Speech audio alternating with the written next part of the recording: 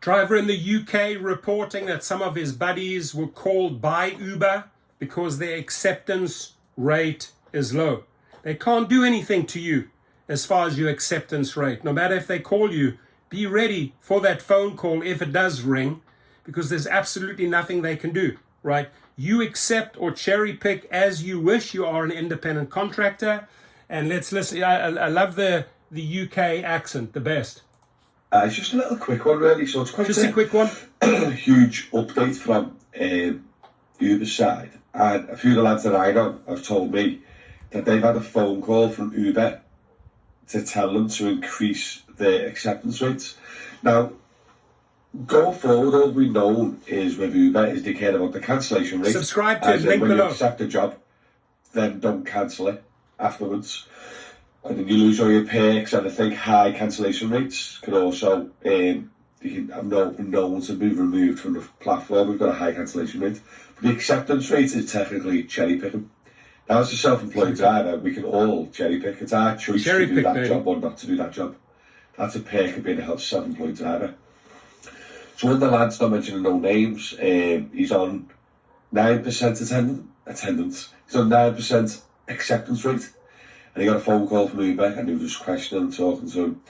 And he said, right, we want your acceptance rates to be above 15%. And he was like... So there's a 9% and they want him to be above 15%. I've never heard of Uber contacting drivers. Could be, maybe they do that in the UK. Maybe a scam, trying to get information out of them. But he heard it from several drivers within his group. So there has to be something to this. Yeah, but I can choose what jobs I want to do it.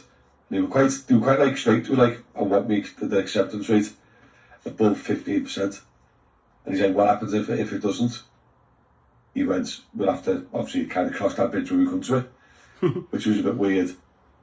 And then I spoke to one of the other lads, and he had a phone call about acceptance rate.